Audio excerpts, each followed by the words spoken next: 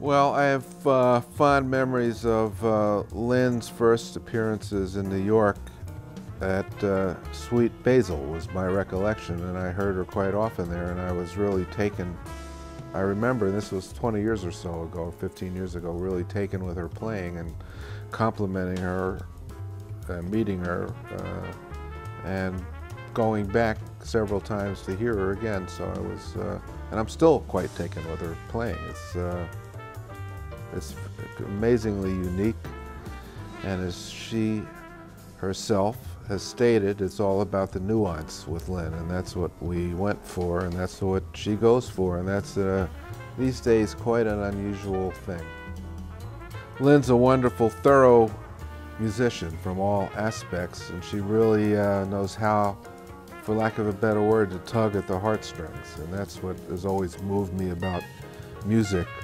That harmonic sense, and it's not about chops, and it's not about a million notes, and it's not about volume, although that's probably what I'm known for. Playing skunk funk as fast as humanly possible is is the way we like to put it. But her music is really set apart from what's somewhat fashionable, and that is playing, like I said, a lot of notes and high volume. It's really about the nuance and the space between the notes, and she has an acute harmonic sense that's really unique.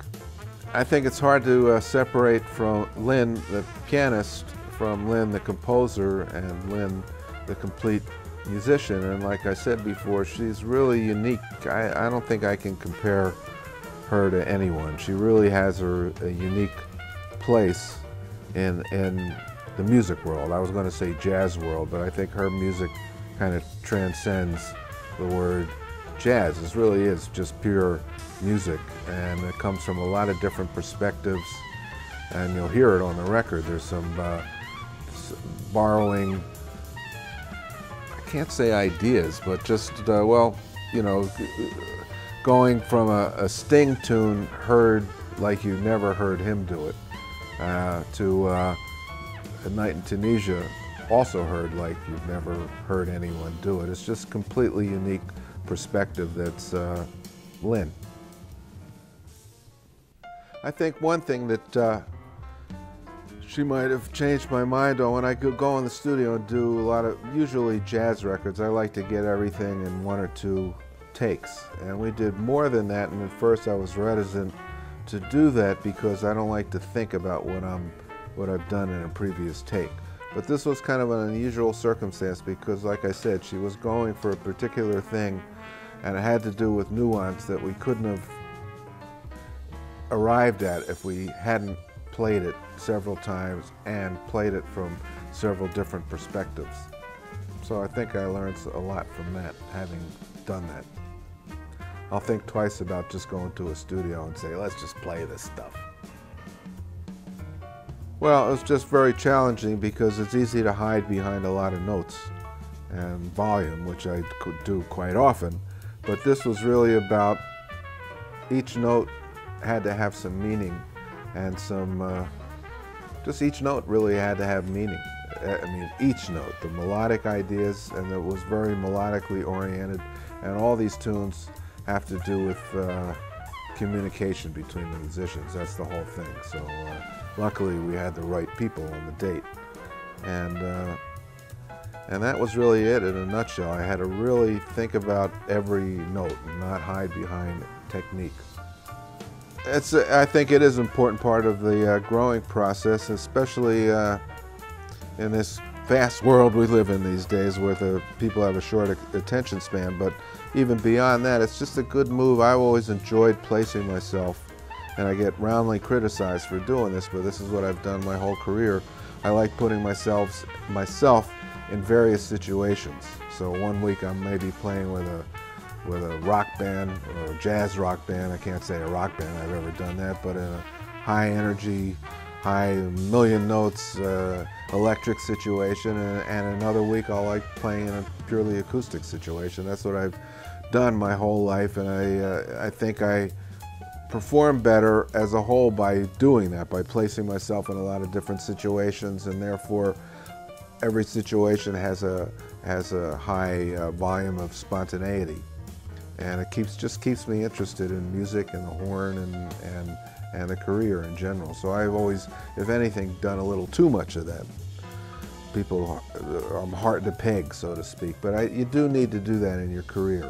Move ahead, move along, think of something new, write down new ideas, think of new bands, new people to play with. Well, I think that the fact that she's left her regular trio is a very bold step, and especially when you've been with a group for that long.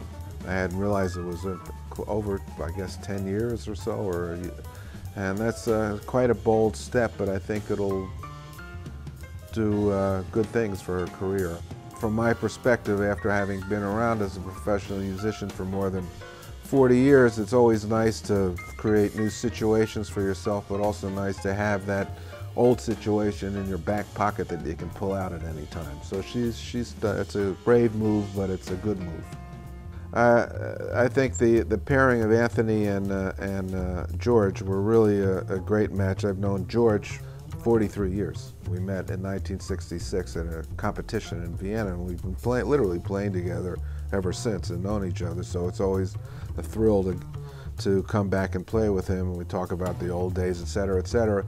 Anthony I've been actually playing with in my own group quite a bit, and I'm very fond of his playing too. He's another guy that can go a million any direction on the drums. It's always surprising that he has so many facets to his personality, and they just fit like a glove together because they both know how to listen, which is the whole secret, and that was a great rhythm section. It's just a nice thing to have in our book, so to speak, to be on a record like this. This is kind of an unusual format for me personally. I get asked quite often why I don't make more records in this context, and for my own records, it has to do with the fact, I suppose, that I feel more confident in more controlled circumstances. I don't like just to go in the studio and get this exposed, but it was a good lesson for me, like I said, and I think that it'll be judged very favorably, I hope, by the public and the critics. This is something I think we can't go wrong with this record because it really sounds great.